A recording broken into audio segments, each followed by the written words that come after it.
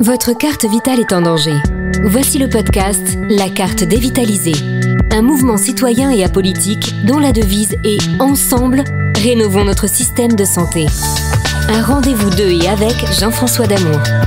Un partenariat avec l'ANCMP, l'Association nationale des collaborateurs de ministres et de parlementaires et familles de France. Une production JSB Conseil. La carte dévitalisée, le podcast toutes les semaines, chaque lundi à midi, un nouveau numéro et puis des numéros spéciaux pour cette rentrée 2022. Jean-François Damour a invité des spécialistes autour d'un seul et unique thème, la santé, une seule mission, réformons, maintenons, améliorons notre système de santé, c'est ça l'essentiel. Carte dévitalisée, l'invité. L'invité de Jean-François Damour aujourd'hui est Jamila Edjal. Elle est fondatrice de France Sepsis, membre également de la commission santé de la NCMP. Carte dévitalisée, numéro spécial. Zoom sur l'actualité santé. Bonjour Jamila, merci d'être venue. Merci Donc, à vous. On voulait vous interroger donc sur le système de santé. Et notamment, selon vous, quels sont les points forts et les points faibles de notre système de santé français actuel ? Alors, les points forts par rapport à d'autres pays, nous sommes bien lotis. Le patient est quand même bien pris en charge dans sa globalité. Maintenant, les points faibles, j'avoue, nous avons eu l'expérience avec la pandémie, donc où on a vu les difficultés, en tout cas en matière de prise en charge, à savoir le manque de moyens et puis aussi le manque de personnel dans certains services, puisqu'on a des services où des lits manquent énormément. Tout à fait. Vous avez raison de souligner ce fait, puisque on le répète souvent à notre micro, actuellement, il manque 60 000 infirmiers en France, ce qui pose de graves problèmes pour la prise en charge des patients. On manque également d'IBOD, ce sont les aides opératoires, et actuellement, donc toutes les semaines, dans toutes les cliniques et dans tous les hôpitaux de France, on est obligé donc d'annuler des interventions qui étaient prévues depuis des semaines. Selon vous, est-ce que vous auriez des priorités donc, pour optimiser notre système de santé et l'améliorer ? Bien entendu, on a plusieurs propositions à faire, mais je pense qu'il est nécessaire aussi de pouvoir aller chercher des gens de terrain tels que les patients partenaires, les patients experts, qui peuvent aussi donner leur point de vue, puisque ce sont des gens qui sont dans des établissements de santé et qui peuvent donner aussi une approche pour aider nos politiques à améliorer ce système de santé. Ne serait-ce que donner les moyens, je pense que c'est déjà un premier exemple. Former aussi, c'est aussi important, parce qu'il faut mettre l'argent pour former ces professionnels de santé, les aider à être motivés, aller les chercher en mettant des priorités sur l'attirance, on va dire, des revenus, parce que c'est important aussi. Oui, il faut que les gens soient rémunérés à leur juste valeur. Et leur donner envie, puisque, comme je vous l'ai dit en premier lieu, avec la pandémie, nous avons vu, en réalité, on l'a eu tous les jours, le fonctionnement d'un hôpital. On a vu du personnel qui était là, qui était présent, mais qui était démotivé, puisqu'on a un manque de personnel, on a un manque aussi de formation. Par exemple, en réanimation, on a dû faire appel, ce qui est quand même abominable. La réanimation, c'est quand même des gestes techniques, et on était obligé de prendre des infirmiers et des infirmières d'autres services pour combler ce manque-là, ce qui est dommage. Tout à fait, c'est catastrophique, vous avez raison de le souligner. Et c'est vrai que la pandémie du Covid-19 n'a fait que mettre en évidence les faiblesses qui existaient, mais qui n'étaient pas connues du grand public. Tout à fait. Et donc, quelles sont les valeurs pour vous qui sont importantes dans le système de santé ? Est-ce que, par exemple, le respect du secret médical est quelque chose qui est important pour vous ? Tout à fait, le secret médical doit rester en l'état, puisque c'est le parcours du patient, c'est la vie du patient. Et des fois, quand on entend qu'on partage ces éléments-là, ça peut être gênant, parce que vous avez des gens qui ne souhaitent pas révéler justement ces informations qui, jusqu'à présent, étaient secrètes. Et c'est pour ça, d'ailleurs, quand on parle d'un médecin, il a au niveau du secret, pardonnez-moi, le serment d'Hippocrate, on parle du secret médical. Tout ce que voit le médecin doit le garder pour lui et ne doit pas sortir de cette sphère, en tout cas du bureau médical. Donc je pense que bien sûr que le secret médical doit être maintenu et ne pas le partager. Même entre pairs, puisque voilà, on a envie de partager pour avoir un bon parcours du patient et un bon suivi, de partager les informations, mais j'avoue, c'est quand même difficile et il faudrait peut-être demander l'avis du patient également. Tout à fait. Alors, je vous posais la question parce qu'actuellement, je ne sais pas si vous en êtes informé, mais il y a une base de données donc informatisée qui est en train d'être constituée grâce aux informations de la carte vitale. Et une fois que cette base de données sera terminée, elle sera directement accessible aux banques, aux mutuelles et aux assurances. Donc, je vous laisse imaginer les conséquences. Il y a un scandale également qu'a dénoncé donc Élise Lucet il y a quelques mois. C'est le fait que quand un pharmacien télétransmet les médicaments donc ont été achetés donc dans son établissement, il télétransmet à la Sécu, ce qui est tout à fait normal, mais en parallèle, il transmet ces informations à un organisme privé qui lui-même ensuite revendra donc ces informations à d'autres organismes qui exploiteront donc ces données. Donc c'est vrai que le respect du secret médical est tout à fait mis en danger. Et donc nous sommes tout à fait d'accord sur ce plan-là. Aussi, une question que je voulais vous poser, alors c'est un petit peu plus à titre personnel, et c'est en rapport avec la pandémie.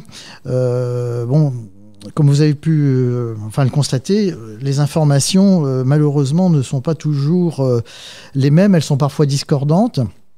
Il y a eu notamment l'utilisation donc de l'ivermectine qui a été interdite en France, alors qu'il y a 80 études actuellement au moins qui prouvent l'efficacité, donc 14 sont des études randomisées. Est-ce que vous pourriez nous parler un petit peu de votre expérience personnelle concernant le sujet ? Sur la pandémie ? Sur la pandémie et puis sur le fait qu'on puisse éventuellement discuter donc la prise d'ivermectine donc en cas de contamination donc par le Covid-19 parce que vous avez sûrement une expérience dans votre entourage de gens qui ont été touchés, qui ont été même parfois hospitalisés et chez qui éventuellement malgré l'interdiction officielle ce médicament a parfois été utilisé. Alors effectivement, la pandémie nous a appris beaucoup de choses, comme je vous l'ai dit tout à l'heure.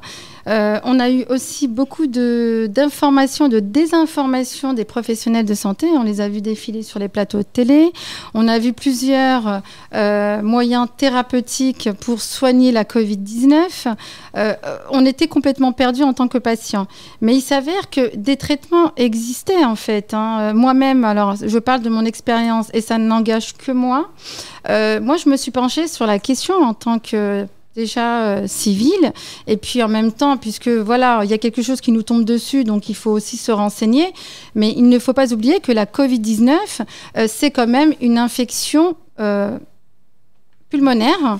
Et donc, moi, tout simplement, avec le niveau qui n'est pas du tout médical, mais un peu de bon sens, je me suis dit, mais c'est quoi réellement ? C'est une pneumonie. Donc, une pneumonie, on la traite en temps normal. Donc, on a déjà un traitement de base.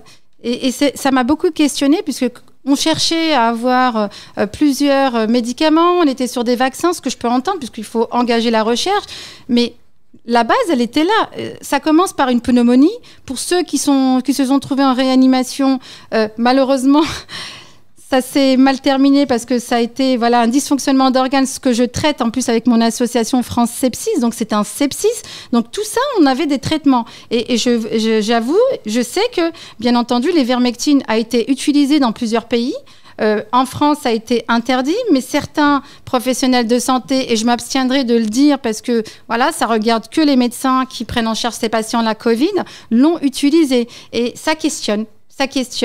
Moi-même, mon mari a été atteint de la Covid-19 en hospitalisation. Alors, il n'était pas en réa, c'était avant la réanimation, c'est-à-dire qu'il était sous oxygène, il avait de la cortisone, il avait un traitement... avec trois produits majeurs, comme je vous ai dit, qui concernent la pneumonie, c'est-à-dire la prise en charge d'une pneumonie, c'est-à-dire un corticoïde. Il avait de l'oxygénation et il avait un médicament, justement, qui m'a été secret. Donc, j'ai été chercher. Et ce que j'ai pu voir dans son dossier médical, c'est un antiparasitaire. Donc, moi, ça me questionne. Donc, effectivement, je ne vais pas rentrer dans cette polémique parce que c'est pas mon domaine de compétence, mais je pense qu'on avait peut-être des traitements qui n'ont pas été mis, en tout cas pour les patients, parce que il y a des choses, comme vous dites, il faut qu'il y ait une étude randomisée, etc., et qu'on n'a pas pu le faire. Mais je m'abstiendrai là. Oui, en sachant qu'il y a eu justement des études randomisées, et je crois que quand vous m'aviez parlé justement de cette situation, il m'a semblé que vous m'aviez dit que votre mari, au bout de 24 heures de prise d'ivermectine, s'était senti beaucoup mieux alors qu'il était à la limite de rentrer en réanimation. Alors, je ne pourrais pas me prononcer parce que, comme je vous dis, je n'ai pas la compétence d'un médecin, d'un infectiologue ou d'un réanimateur. Par contre, ce qui est vrai, c'est qu'il a eu ce médicament, donc un antiparasitaire, mais pas à long terme. Il s'agissait de quelques jours, en association, bien sûr, de corticoïdes. Bien donc sûr, voilà, oui, donc il a reçu quand même un corticoïde, donc en tout cas pendant 3 jours, associé à ce médicament-là. Maintenant, quelle est l'efficacité de ce produit? Je n'en sais rien, puisque je ne suis pas scientifique ni médecin.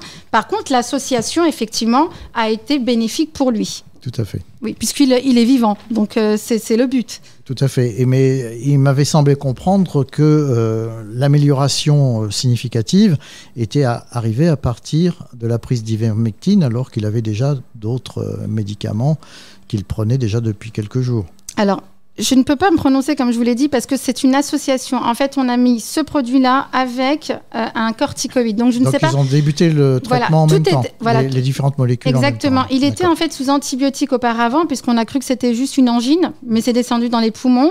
Donc, c'est là où on a su que c'était la Covid-19. Mais en arrivant à l'hôpital, on a arrêté l'antibiothérapie puisque c'était viral. Donc, on ne soigne pas avec un antibiotique. Mais on a tout de suite mis cette thérapie en place. Donc, un corticoïde avec un antiparasitaire. Maintenant, quel est le produit, le médicament qui a été efficace? Je ne peux pas vous répondre. Mais en tout cas, cette association a pu sauver mon époux. Merci pour ce témoignage, Jamila. Alors, sur les différentes questions et thématiques que vous avez abordées tout à l'heure, vous parliez du serment d'Hippocrate et on peut se poser une question sur le Covid. Qu'est-ce qui vous fait rire, dites-moi? Non, le serment d'Hippocrate, parce que... ça me fait sauter au plafond. Ouais, parce que par rapport au Covid, le gouvernement a interdit aux médecins généralistes de soigner leurs patients qu'avec du Doliprane, et c'est exactement la thématique que vous venez de traiter, c'est-à-dire que même là, peut-être que vous connaissez justement cette molécule qui a été préconisée par les médecins à votre mari, et c'est peut-être un médecin justement qui, lui, a décidé de passer au-delà des interdictions, de prescrire un médicament, où on a eu l'occasion, si vous écoutez notre podcast, de voir que les médecins aujourd'hui prennent de moins en moins de décisions, ce sont des décisions administratives. Et je voudrais aussi faire un petit rappel, chose que vous n'avez pas faite puisque vous êtes la fondatrice de France Sepsis, rappeler aux auditeurs qui nous écoutent, puisque moi-même je le découvre. Le sepsis, donc la conséquence d'une infection grave qui débute par exemple généralement localement, comme les péritonites, les pneumonies, les infections urinaires ou infections sur cathéter et plein d'autres causes comme celle-ci. Et vous êtes donc vous la fondatrice de France Sepsis, donc vous savez de quoi vous parlez évidemment.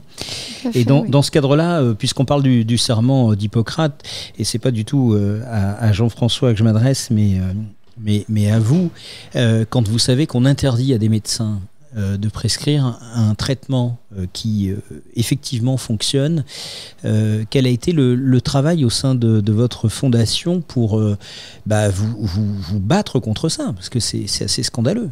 Alors, moi, je pars du principe, quand on a un traitement qui pourrait sauver des vies, je ne vois pas pourquoi d'autres personnes n'acceptent pas qu'on le donne.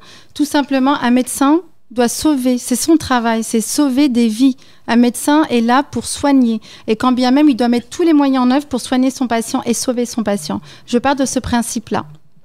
Jean-François, vous qui êtes médecin, comment vous voyez cette situation, à savoir qu'on vous interdise, qu'on vous déconseille fortement, avec des risques quand même de sanctions, de prescrire un traitement qui va sauver vos patients, et vous faites repartir, alors pas vous parce que c'est pas votre spécialité, je rappelle que vous êtes angiologue, votre spécialité n'a pas de rapport avec ça, mais en tant que médecin, par rapport à ce serment, on vous dit non Jean-François D'Amour, ce traitement vous n'allez pas le prescrire, et en plus si vous le faites, on va vous sanctionner. Vous, en tant qu'être humain et médecin, vous pensez à quoi quand on vous dit ça ?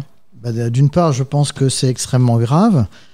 D'autre part, je suis content de ne pas être infectiologue parce que je ne suis pas confronté directement à ce genre de problème, mais ça pourrait arriver un jour ou l'autre. Et je pense que justement, il y a des réformes à faire, des choses à voir pour que tout se passe dans la transparence.